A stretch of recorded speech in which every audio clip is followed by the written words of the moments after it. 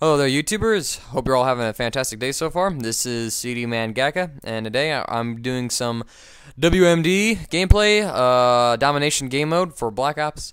And I'm rolling with a full party here. We get a spawn trap set up on these guys, and my group is in charge of staying in the red warehouse on the side of the map. It's the warehouse that is next to B domination. It's the warehouse where B bomb for demolition is located in. So that's just the general area where I'm going to be, where I'm going to be staying the entire game. It's going to be slow at some points, but I get a nice score, high KD game, some good kills here and there. And this is just like why I like to run with a full team. Makes things a lot easier and makes it so that it's kind of easy to stat pad yourself. So what I want to talk about, though, aside from the gameplay, because there's not much to talk about the gameplay, is just like frustration and Call of Duty. Now, frustration has been, it seems like to be an integral part of Call of Duty since Call of Duty's creation. Everybody has at one point or another become frustrated with the Call of Duty game, and you know, whether for different reasons, you know, like sometimes it's a bad day, you go negative. Sometimes it's like the horrible connection, the matchmaking, party system failing. There's a lot of reasons why Call of Duty gets frustrating, and that's one reason why, you know, like people kind of get burnt out. I mean, this is like the fourth Call of Duty game that's been, you know, the multiplayer has been the same design since Call of Duty 4. So we were kind of playing the same game over and over with different tweaks, different guns, and other variations like that. But you know, a lot of people are getting burnt out, and my team's saying, you know, like they're burnt out on Black Ops and they find it to be boring at points. And there's a lot of talk about that, and so. And it's just like, you know, we've been playing Call of Duty for, you know, so long, and it's just like it's new kind of BS every year. We have the same hopes that it's gonna be like a perfect game, and then we get, you know, all sorts of other kind of just crap that really just bothers us. And so I think it's just important that you have to be able to branch out. If you're going to play Call of Duty and remain a sane person, if you're going to play Call of Duty as a competitive person, more like, you know, you want to do well, you want to have a high KD and win-loss, and you want to run with a full team, and you just want to, you know, win every game and set up and whatnot, you're going to have to you have other games for you to kind of have outlets for to have fun with. Because Call of Duty, it can be fun when everything goes right, but when it goes wrong because of people being like douchebags or something like that, or connection issues, it can become really frustrating. And sometimes you just gotta be able to learn to sit, walk away, and say, I need a little break. I just need to do something else for about an hour or two, kind of relax, get your mojo back on, and everything kind of gets okay after that. And that's something I've discovered since, you know, I had the limitation. I can only play a Call of Duty 2 days of the week, Friday and Saturday. The rest of the week is dedicated to like my brother playing the multiplayer, and I've actually been able to play the PS3 on those days when my brother is done and I have some free time on my hands. I usually hop on and do like a single player game or something just to relax and get mellow. But even, you know, even with that limitation, I will hop on Call of Duty, and only with 2 days being able to play it for 2 days, I do get frustrated with Black Ops, again, because of some of the bogus, you know, like there's a ghost bitch or like some sort of AK-74U guy, and it all happens like that. I mean, you can't complain about that because there's nothing that you can do about it. People will be people, and, you know, assholes will be assholes, I suppose, and people who need this and that will use that. And so you can't really complain about it and expect to change anything. You can change, though, what you're playing about it. What you're playing and what you're doing. I lose this gunfight right here, right before my Blackbird. I was like, no! I'm like, how did I lose that gunfight? Oh, that is a shame. If I got that kill streak on, this game would have been a lot better. But it doesn't matter anymore, at least. Anymore, not anymore. Doesn't matter. It doesn't matter. Take your shirt off. I don't know. I'm just improvising right now.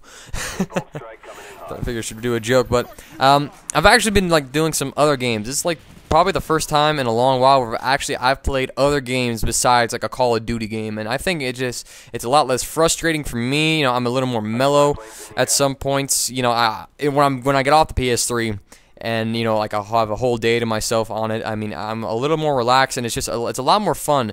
You know, because with Call of, it's just like I'm limiting the amount of frustration I get, and I've been finding some backup games that I can go play if I do get burned out on Black Ops, or if no one's on to play Black Ops and I want to play Black Ops. You know, like I'm waiting, like there's 2 guys on, and I want a full 6-man team, so I gotta wait for people. I mean, I'm finding other games that I can play and keep myself entertained until people get on. Or again, if I need just to walk away and say I need a breather before I take this way too seriously, because as serious as some people may take Call of Duty because they want to do well on it, it is a video game, and there's a point where stressing out over something about Call of Duty is just like, it's to the point of patheticness. That's probably a strong word. Let's go with just like unnecessary. It's just like you don't need to flip out that much over something. You know, you don't need to do this and that. Yeah, you can get mad, but I mean, like, don't dwell on it for a couple hours, or don't keep playing it if you get mad, I suppose.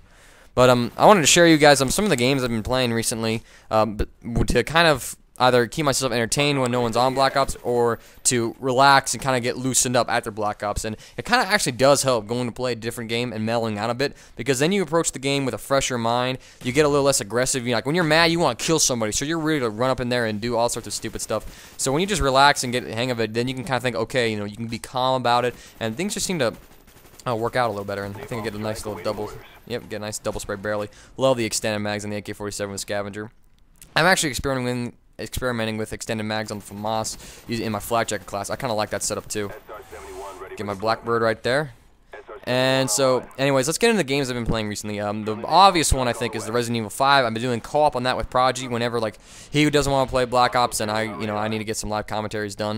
And this guy gets a counter spy plane on me. I'm like, no, my Blackbird. And they also get a spy plane up too. I'm like, no. And so I got to stand my ground and kind of figure out what's going on. DJ, though, thank heavens he took that crap out of the sky. Thank you, DJ. But Resident Evil 5, I've been doing the live commentaries on that with Prodigy. Really fun. I mean, I had never played a co-op, and I did not realize how fun Resident Evil 5 is when you do a co-op and when you play the game from, like, scratch. Because last time I played it, I was solo, and I had all the upgraded stuff, and it was just, like, way too easy, And now it's just, like, it's a lot tighter. It's a lot more, exciting.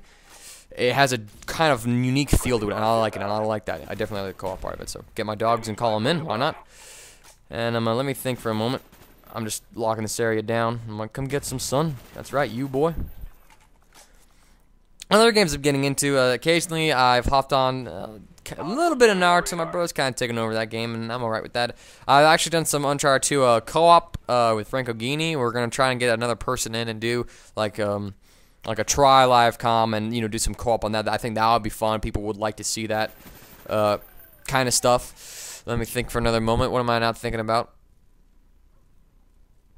Other games. I've actually let's see, this last Saturday, I actually played a little Darksiders. I started over from the beginning because I beaten the game on my old PS3, and then when that got the yellow light, it broke down. I lost all my data, and I kind of been meaning to restart it and like play it again, but I haven't gotten around to it. But I started Saturday, and I'm pretty freaking fun. I'm doing apocalyptic mode right now, actually, just because the hardest difficulty, and if I can beat it, get another trophy and all a little challenge. And it was actually pretty fun. I mean, I love the art style in that game. Darksiders is a pretty fun game to play. I mean, it was the first game I bought in 2010 as well, and so I mean, it was just fun. Oh, check out this nade, Jack Rue. Hey, dude, what's up, Jack? Jack Rue, he loves the nades. He's like a competitive player, like game battles and whatnot, and so he loves nade spots, and his file share is littered with like what he calls Zeus nades, these insane nades, and so not as insane as his, but I mean, I still a pretty cool nade, in my opinion, at least in my opinion. So Resident Evil 5, playing that bit, loving it. Darksiders, really fun single player. Uncharted 2 co-op, that's also fun. And I think it's just a thing to take note for you guys here is just that, if you get stressed out, go relax. Just like find another game, and co-op. I mean, I don't really get into single player games a lot anymore. I'll really love to do the co-op stuff nowadays. Like that's why I'm having fun with the Resident Evil 5 commentaries, the Uncharted 2 co-op stuff, and Darksiders is a single player thing, and that's pretty fun overall. But I mean, definitely branch out. And I get freaking double teamed right here. I'm like, how the hell did he get behind me? Someone's flipping spawn. No. So I just got screwed there. I wonder who pushed spawn. It doesn't matter though. It doesn't matter. I was already had a kill streak done, but oh well. Elrod wasn't there actually. He should pick him. Whatever. It doesn't matter.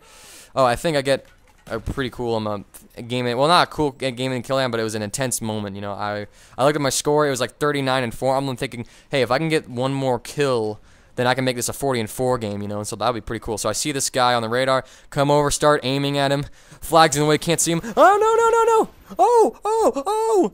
That was kind of like my reaction, like, yeah, 40-4. 40-4 is a score, 10 KD there. And anyways, in the comments section, guys, let me know, is there any games that do you agree with me? Do you think you need to play other games? And what games do you like to play if you get frustrated with something? Anyways, don't forget to give the video a like rating if you liked it. And if you're new to the channel and want to see more, hit the subscribe button. Thank you all for watching this. I'll be later.